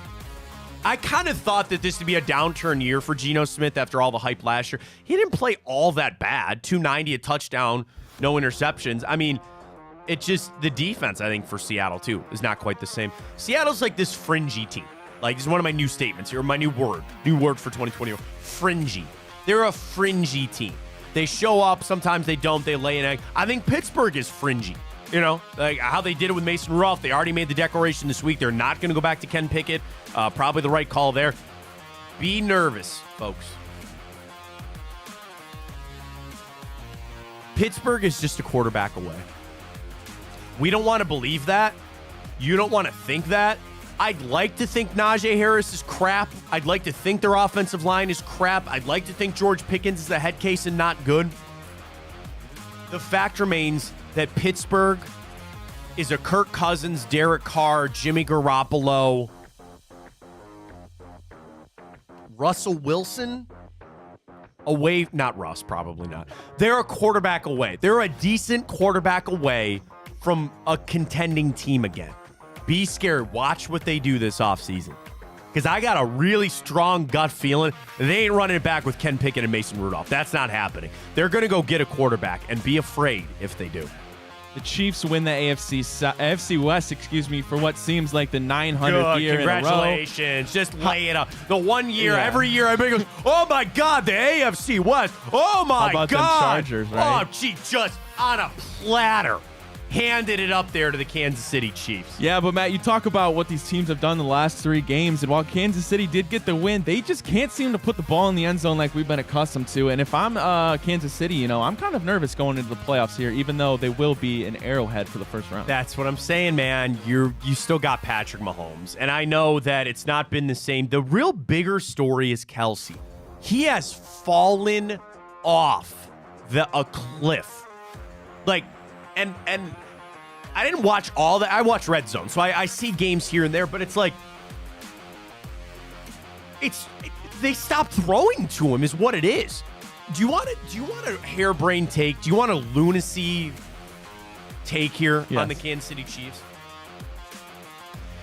That they know they needed these other receivers to step up. That it can't all be about Travis Kelce. So maybe Andy Reid, in his genius, said, we're just going to throw to all these other guys. And there's going to be one of 2 outcomes. Number 1, they're actually going to step the hell up. Rashid Rice, Justin Watson, Marquez dropped another one. Yeah, Valdez-Scantling. Who sat out of that game? Kadarius Toney was out of that game. Maybe he said, we're just going to throw the ball at these guys 1,000 times, and they're going to get it figured out. That's option number 1. Or option number 2. We'll throw them the football all the live long day. All these other teams will forget about Travis Kelce, and he'll show up in the playoffs and go off for 175 yards. I don't know. Kansas City seems like the ultimate blank around and find out team. I'd still be afraid. I would not want to play them in Arrowhead. They still have Patrick Mahomes. And if they're going to run the football like they did with Pacheco, they're going to be really hard to beat. Broncos beat the Chargers 16-9, but it doesn't really matter here, Matt. No real implications for either of the teams. Both of them are out of the playoff. I mean, I guess good for Broncos country, but they're going to have some questions they're going to have to answer real soon. And for the Chargers, just very clear on future. Yeah. I just said very clear on future. Very unclear. I knew future. Maybe the clear is unfutured. I don't know. Like Eric Ebron. Well, of a different generation. When you say the clear, do you know what the clear is? Mm-mm. It's all the steroids that the guys in the baseball used to use. Like Barry Bonds was on the clear. Mark McGwire was on the clear. It was a steroid that was a gel. It was clear, and they'd rub it on them. So when you say the clear, I think of anabolic illegal steroid. But the clear is very unfutured there. Yes, for the Chargers. Still a destination. Would you agree with that? Still a destination spot with Justin Herbert? If Herbert's there, still a destination. What are you going to do with Austin Eckler? He'll probably want to leave because they're not giving him the money he wants.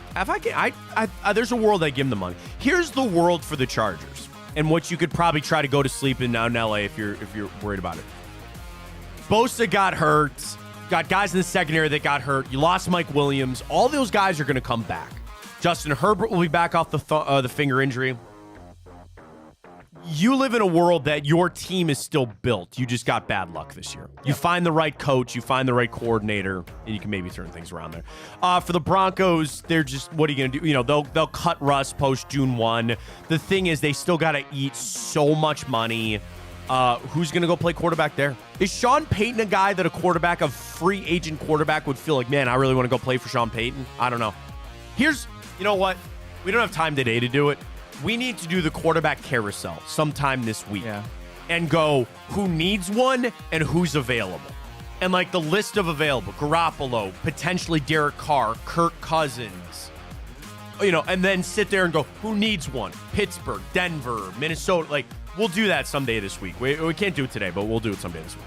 Yeah, well, unless you have something to say about this Packers game, it wasn't a very good one. Packers throttled the Vikings. Vikings are out of the playoffs. I would just Packers sit here to get there. I would just sit here and gloat that I was astonished that Minnesota was still a 1-point favorite in that game with Jaron Hall. I'll tell you what I did. Alternate spread, Packers -4.5. Thank you. Typico, Big Play 100. Use that code. And I say this, I trust me, we'll look at our scores coming up. That was free money. That was the freest of free money. Absolutely free. It was a great win there for the Packers. Vikings cooked, fried, done. Well, I wanted to save this game for last because I know we'll be talking about it for a little bit, but everybody watching Saturday night saw the Lions basically, no other way to put it, get absolutely screwed. Oh, they got a job. They got a job. And And here we are yet.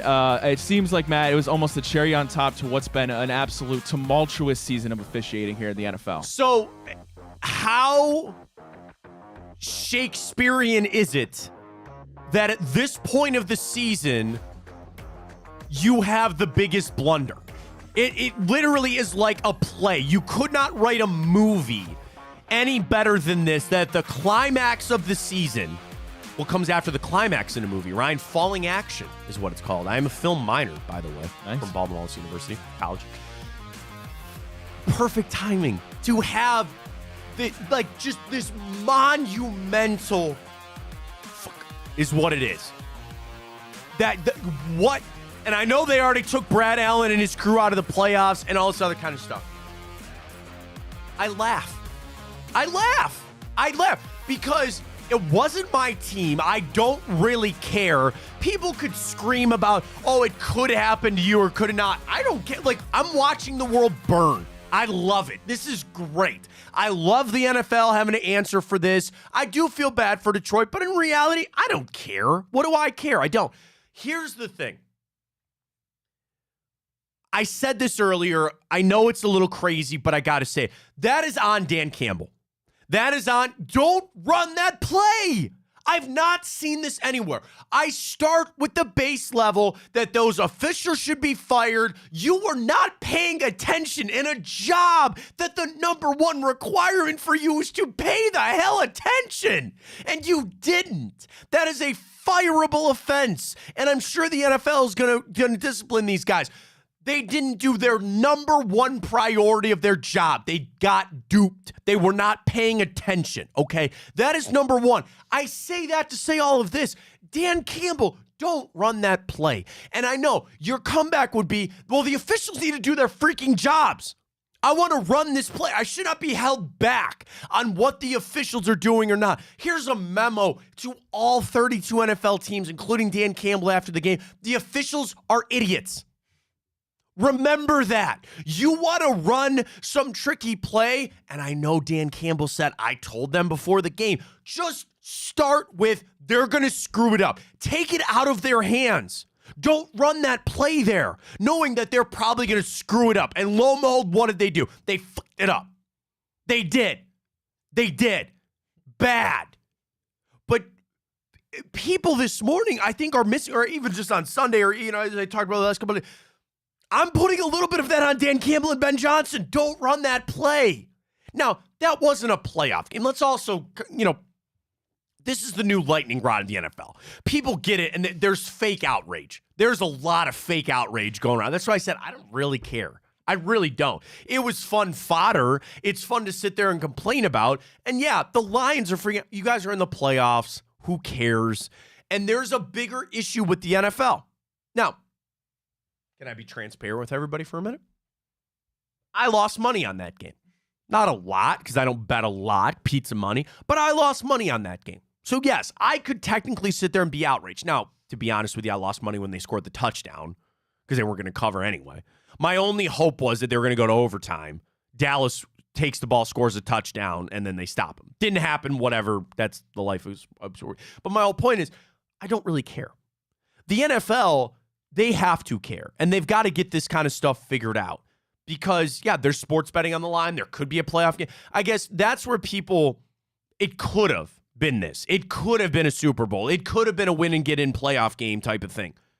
It wasn't. Can you imagine if that was a Super Bowl? Well, that's what I'm saying. You can sit there and say that now, but you just better hope that it doesn't happen. But it is just so perfect that it happened right now. In the year that the officiating has been abysmal, that it's been all these, and what's the fix? I don't know, right? Full-time refs. Well, I mean, you and I have debated that, and we had that fun run through the list that a guy's a financial advisor. There's another NFL referee that is 9 to 5. High school basketball coach and an athletic administrator. Does that truly solve the problem, though? If you told these guys you get enough money, because a lot of those guys, they make good money doing lawyers and all that other kind of stuff, to go to them and say, we're going to pay you, which is kind of crazy. What do you think a fair salary for an NFL referee would be? This is their full-time job. This is all they do. I would say, Yeah, so full-time job, this is all they do, and this is me paying you because I expect you to be like hawk-eyeing every single thing. Like, this is your job. We're getting these calls right. I'll throw him $100,000. Oh, more than that. Yeah, that's what I'm saying. But how much do you think they're giving him part-time? Do you know how much they make right now? No. $205,000 right now. Yeah, that's what they make right now. And by the way, that is an average. There are guys that I know that make $400,000 being an NFL referee. Then that should be enough. I don't know. That's not enough, Ryan. That's not. I'm here to tell you, it's not. I'd bump that. I'd give them because here's. Do you want to know the first number I thought of? $400,000? I would give them $800,000 a year. I would because you can't screw this up anymore. I agree. I agree. You can't screw this up anymore. Now, the first thing that I thought of was you would pay these officials more than some players, and then I stopped myself to say this. They're more important than some players. They're more important than some backup special teams guy that they're making. You got to send the money that way.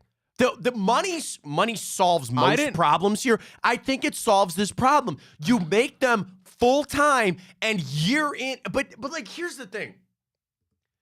Brad Allen, who screwed that up, he knows the rules. What would you do? And I joked about this. Sit them down in a room and go Clockwork Orange on their ass. You hold their eyelids open while you force them to watch tape on what holding is and what DPI is.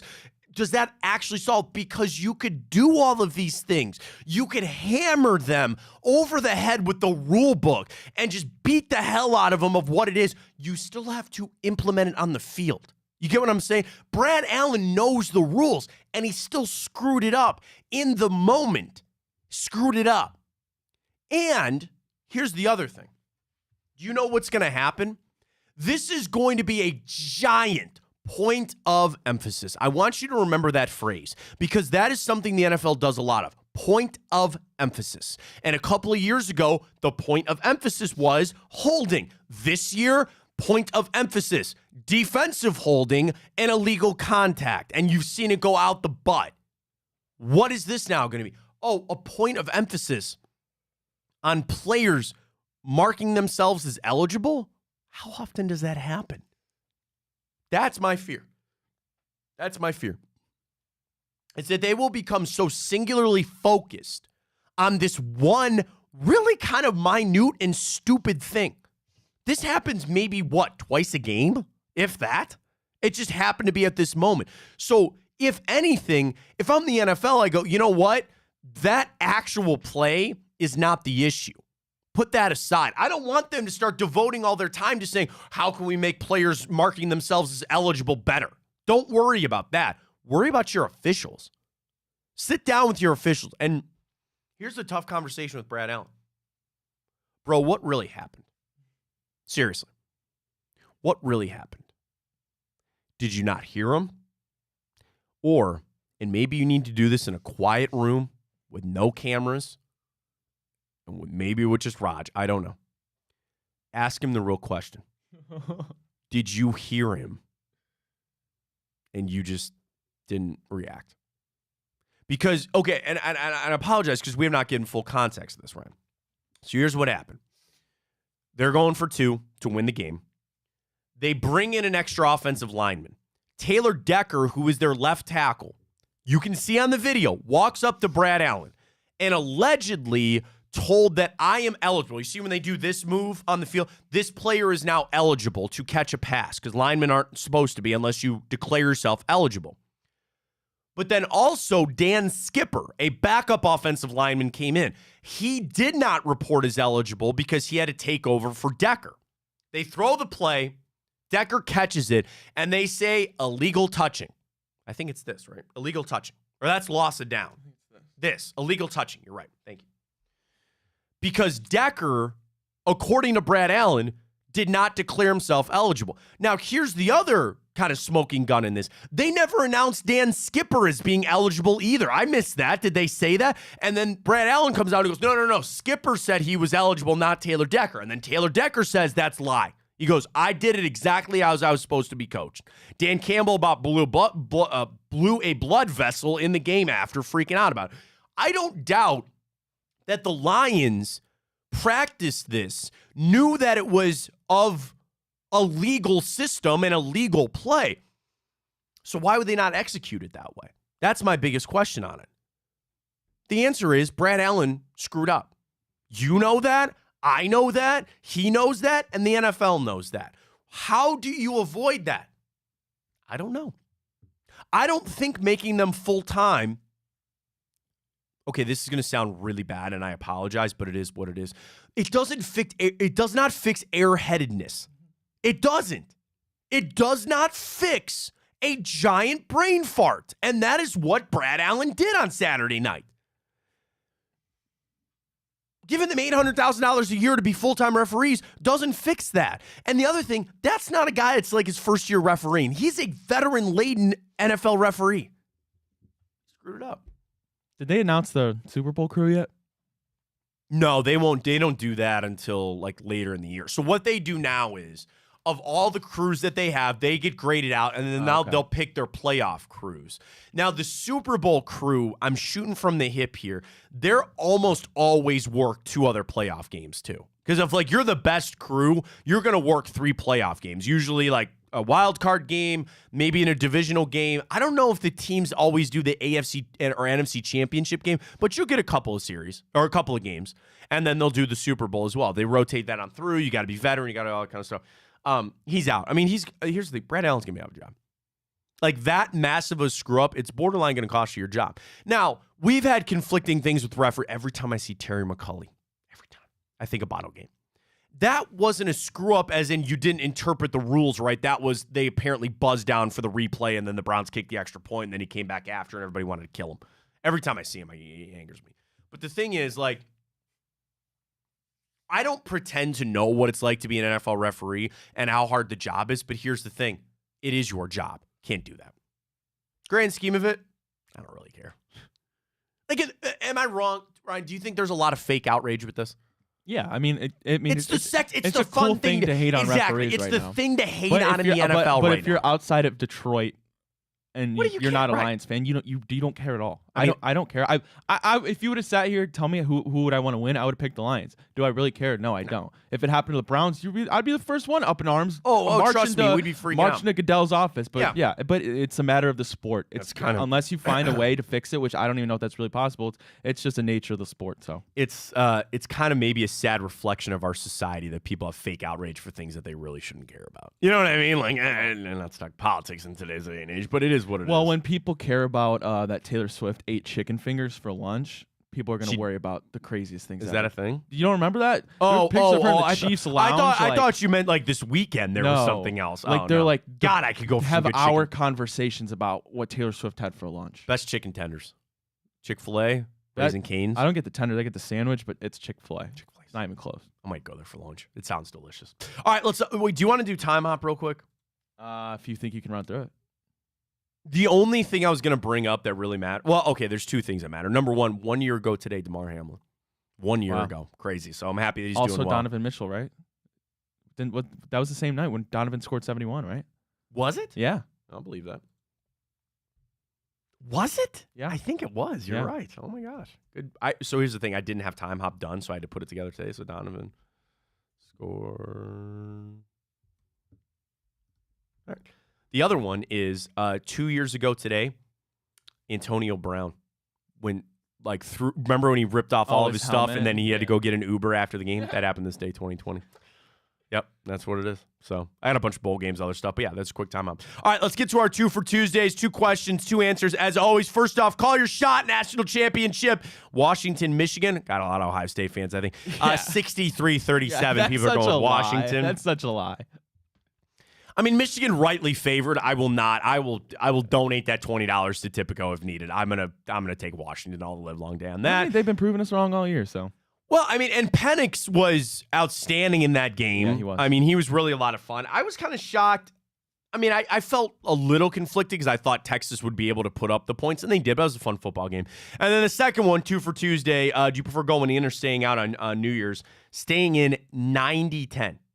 90-10 staying in on the New Year's Eve, which is great. I love it. So do I. All right, we're going to be back. Quick programming. We're back full. Now, we're going to be here all week, so we'll get you geared up for a big weekend coming up. It's going to be nice. Kind of sit down with the Browns, relax for the week. I think we'll get some more news as the week goes on of who's sitting, who's going to be missing practice. And there's a debate to be had. There's going to be a debate to be had about which guys can afford to take a week off. Because the rust versus rest conversation will be had. I'm sure we'll get back into a little bit more tomorrow. Cavs are in action tomorrow night. One other thing, and I'm going to save this. I'm going to email it to myself. I'm excited for this. We didn't get to it today, but the 5 juiciest stories for the NFL offseason. The 5 juiciest stories. Well, really, I guess Cody Benjamin did it for CBS Sports. It's the 5 juiciest stories right now in the NFL, but some of them tie into the offseason. The Cleveland Browns are one of those. So we'll save that for tomorrow's show. Cavs are back in action tomorrow night as well, so we'll get our typical boost rolling for there. The only thing for tonight for me on my viewing, if you will, the Jackets are in action tonight. Okay. The Blue Jackets Okay. suck. Are they on Bally's? Is that what you watch them on? They're on Bally's. They're taking on the Bruins tonight. They're supposed to get throttled. I might take them plus a goal and a half.